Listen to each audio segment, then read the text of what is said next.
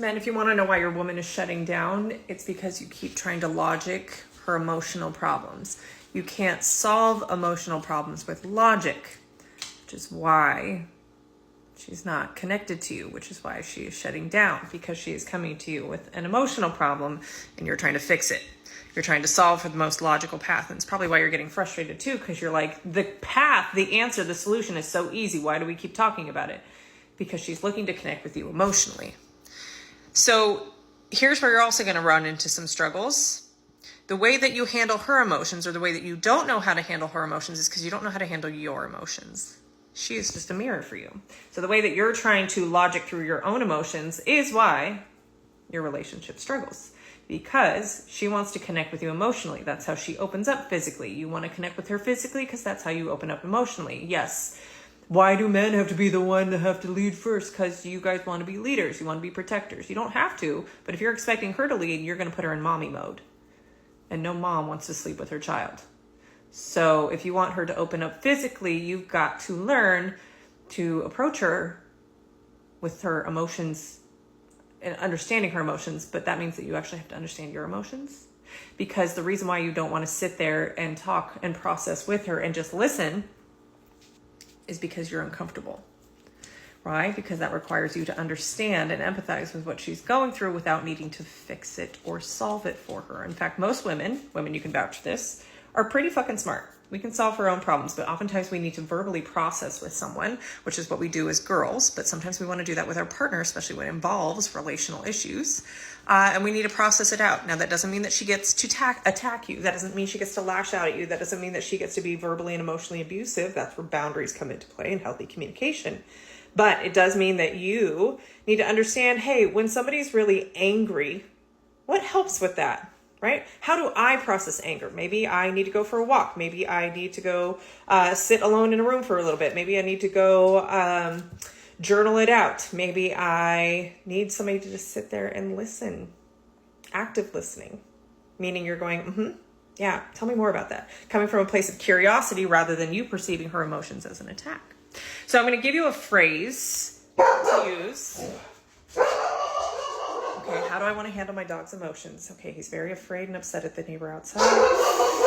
Come here, Scotch. I think he needs a hug. Come here. Come on. Leave it. That's a good boy. Come here. We'll do this together, okay? We'll process together. Tell me more. I'm totally just messing with that. So this phrase that you can use with your partner to see whether she just wants you to help her process her emotions and not have to fix it is ask her, do you want me to fix? Do you want advice? Or do you want me to listen? My guess is that 9 times out of 10, she's just going to ask for you to listen. Or if she says, I don't know, that's code for just listen. And so when you're listening, you're just asking her questions about how she feels, right? When you did this, blah, blah, blah, how did that make you feel? Ask her how she felt about the situation that she's complaining about. That will help her process her emotions about it. Okay, what did you want to have happen? Okay, what stopped you from getting that happening, right? There's a whole bunch of ways that we can work on language and communication to just be present with your partner instead of trying to do anything. That's when you are trying to fix and solve, you are making her feel like she's broken, like she is something that is in need of repair, like she is just a broken shelf that you have to repair in order for it to function. That doesn't feel very good, right? So yes, it is both understanding your feelings and emotions so that you can regulate them in order to even help somebody else process them. You are not responsible for her emotions. She is responsible for that. However, it does help to co-regulate and process out with a partner. So again, you can use fix, advice, or listen with your partner to kind of have her communicate to you what she needs in that moment so that you can meet her needs in that moment.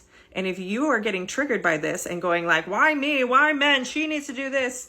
All the more reason that you need to do the healing work because you can't control her. And it may be that you have been in this cycle so long that you're resentful and you're angry. And those are emotions that you need to process if you want to seek connection, if you want to repair connection. And yes, she will need to do that too. But if you just keep waiting for her to change the relationship, again, you're putting her in leadership mode, you're putting her in mommy mode, and you are now acting as the victim to how your relationship is unfolded, which means nobody gets out of this situation in a healthy way.